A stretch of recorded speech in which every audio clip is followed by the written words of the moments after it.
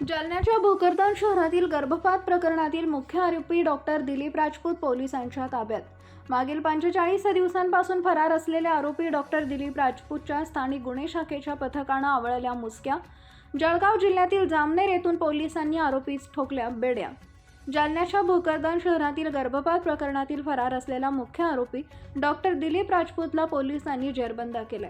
आज दिनांक 23 ऑगस्ट रोजी सायंकाळी 6 वाजता पोलीस अधीक्षक अजय कुमार बन्सल यांनी पत्रकार परिषदेत माहिती दिली. मागील 45 दिवसांपासून डॉक्टर दिलीप राजपूत हे फरार होते. 6 जुलै रोजी जालना जिल्हा शल्यचिकित्सक यांच्या पथकानं भोकरदन शहरातील राजपूत सोनोग्राफी सेंटरवर छापा टाकून अवैध गर्भपाताचा भांडाफोड केला होता. या कारवाईत पोलिसांच्या पथकाने सदर सोनोग्राफी सेंटरवर अलमारी भरून गर्भपात करणाऱ्या औषध गोळ्यांचा साठा आणि सुमारे 9 लाखांचा मुद्देमाल जप्त केला होता.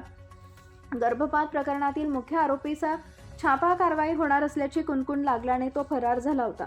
दरम्यान तब्बल 45 दिवस फरार असलेला मुख्य आरोपी डॉक्टर दिलीप राजपूत याच जालना स्थानिक गुन्हे शाखेच्या पथकानं जळगाव जिल्ह्यातील जामनेर येथून बेड्या ठोकल्या. सदर आरोपीस जिल्हा व सत्र न्यायालयात हजर केला असता 29 ऑगस्टपर्यंत पोलीस कोठडी सुनावण्यात आली आहे. या प्रकरणातील पुढील तपास जालना पोलीस शाखा करत आहे. जालना आणि पोलिसांचं जॉईंट पथकने एका हॉस्पिटलवर छापा टाकून तिकडे गर्भपातचा प्रकार होतो असा उघड केला होता आणि PCPNDT कायद्यानुसार त्याच्यामध्ये गंभीर कलमाखाली गुन्हा दाखल केला होता. त्यामध्ये 4 आरोपी अटक केले होते. त्यामध्ये नर्स, काही एजंट असा होता. पण मुख्य आरोपी जे डॉक्टर मुख्य आरोपी दिलीप सिंग राजपूत तो त्या दिवशीपासून फरार होता.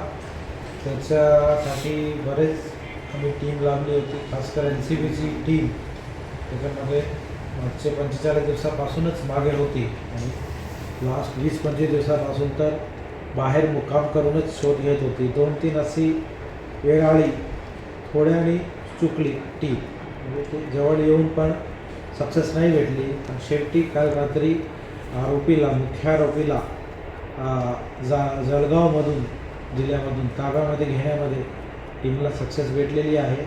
अगोदर त्या आरोपीची माननीय सेशन कोर्टामध्ये त्यांनी बेल अँटिसिपेटरी बेल टाकली होती, ती पोलिसांनी व्यवस्थित दिल्यामुळे रिजेक्ट करण्यात आलेली होती आणि तरी तो आरोपी पळण्याचा प्रयत्न करत होता. आता ते अटक करून सक्सेस भेटला आहे. आता नुकताच आता जस्ट मला माहिती प्राप्त झाली आहे की त्याला आम्ही 14 दिवसाची पोलीस कस्टडीची मागणी केली होती. 7 दिवसाची पोलीस कस्टडी 29 तारीखपर्यंतची कोर्टाने त्याला ग्रांट केली आहे. आता त्याच्यासोबत आतून कोण कोण इन्व्हॉल्ड होता, प्लस जो भ्रूण वगैरे त्यांनी गर्भपात केले आहे ते कुठे त्यांनी विल्हेवाट लावली, त्यातून किती पैसे कमवले, त्यांचा काय केला, ती सगळी चौकशी आता तो मुख्य आरोपी आम्हाला भेटल्यामुळे त्याला आता वेग येईल. त्याप्रमाणे आम्ही आता सगळी चौकशी करणार आहोत. सर, गर्भपात केंद्रासोबतच गर्भलिंग निदान सुद्धा तो करायचा का, काय सांगते? म्हणजे अबॉर्शन नाही, अबॉर्शन तो गर्भपात झाला. सोनोग्राफी जेंट्स आहे, लेडीज आहे, बॉय आहे या बेबी, लिंग निदान. लिंग निदान.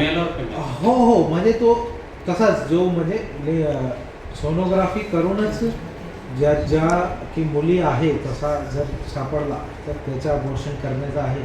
इनफॅक्ट अशी पण तपासामध्ये निष्पन्न झालं आहे की कधी कधी पूर्णपणे व्यवस्थित सोनोग्राफीमध्ये निष्पन्न न असताना पण मुली आहे असं सांगून पण पैशासाठी करत होता असं आमची तपासामध्ये आतापर्यंत वाटत आहे. आता तो कस्टडीमध्ये आल्यानंतर आता त्याचा अजून डिटेलमध्ये तपास करता येईल.